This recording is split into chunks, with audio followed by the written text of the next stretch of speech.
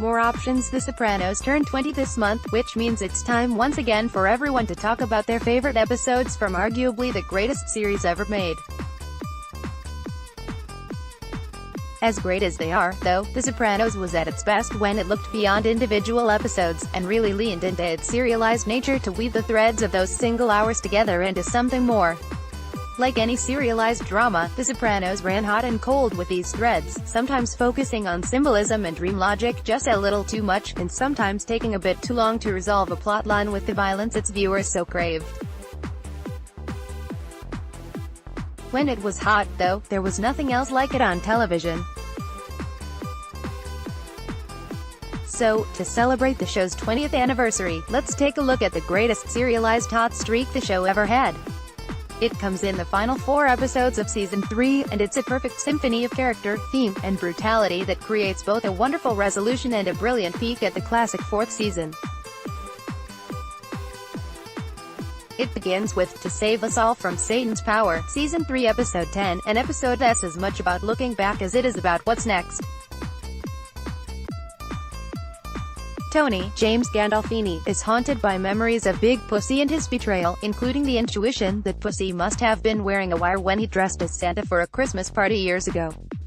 The episode showcases the series' obsession with the nature of memory and dreams and how symbolism appears in Tony's life when he least expects it, culminating in Meadow giving him a big mouth Billy bass, which reminds him of Pussy, naturally, for Christmas. Oh, and of course, it also raises the tension between Tony and Jackie Aprile Jr., Jason Cherbone.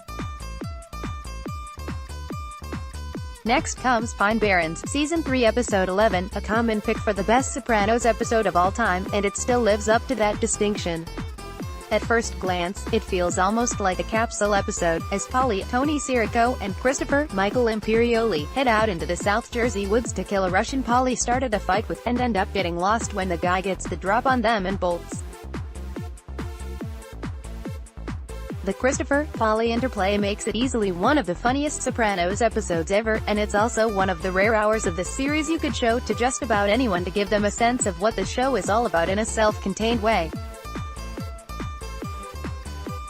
There's more to it than the buddy comedy, though, as Tony's family and business affairs keep creating tension with his mistress Gloria, Annabella Shora, and Meadow. Jamie Lynn Sigler discovers Jackie Jr.'s infidelity. Plus, future tensions between Christopher and Paulie are teased, even if we couldn't see that at the time. It's a masterclass in keeping your story going while also taking time for a brilliant little side quest. Then, there's Amour Fou, Season 3 Episode 12, another of the series' best episodes. The title, and much of the hour itself, shifts focus from Paulie and Christopher to Tony and Gloria, as Tony realizes that his passion for his mistress is driven as much by her own madness and insecurity as it is by her brilliance and sex appeal. It packs a lot of fireworks, romantic and otherwise, into its runtime, as Tony breaks it off with Gloria. Carmela, Edie Falco, struggles with her own concept of sin and marriage, again, and Jackie Jr. tries to make a name for himself by robbing a poker game full of made guys, and things go horribly, horribly wrong. The moment when Tony realizes Gloria reminds him of his mother belongs on the Mount Rushmore of great Gandolfini acting moments. It all wraps up with The Army of One, Season 3 Episode 13, a season finale that, as matched in the series run only by the Season 4 closer, Whitecaps. With Gloria out of the picture, Tony must turn his attention to his son AJ, Robert Eiler, whose hijinks at school have finally gotten him expelled. Tony wants military school, while Carmela would like a softer option for her son, and it all builds to a brilliant scene in which AJ breaks down crying in his cadet uniform. The other major development comes when Ralph Joe Pantaliano makes the call to whack Jackie Jr. and make it look like a drug deal gone bad, sending the extended Soprano family into a spiral of grief that culminates in a brilliant funeral sequence.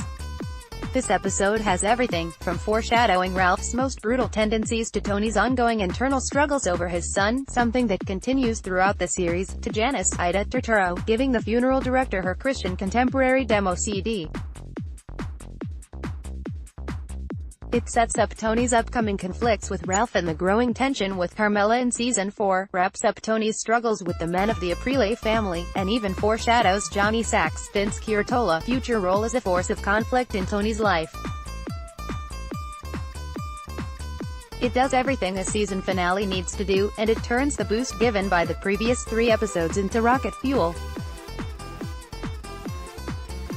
Each one of these episodes is a wonderful hour of television in its own way, but that's nothing compared to the might they muster when viewed together as a chunk of a larger story. There are other hot streaks in The Sopranos' run, of course, but in terms of gaining momentum and using it for great storytelling, it perhaps never got better than these 4 episodes. If you really want to examine what The Sopranos could do when it was at its best as the great American novel of television, revisit this quartet. Matthew Jackson is a pop culture writer and nerd for hire whose work has appeared at Sci-Fi Wire, Mental Floss, Looper, Playboy, and Uproxx, among others. He lives in Austin, Texas, and he's always counting the days until Christmas. Find him on Twitter, @AWalrusDarkly. Where to stream The Sopranos? David Chase HBO Now The Sopranos Throwback.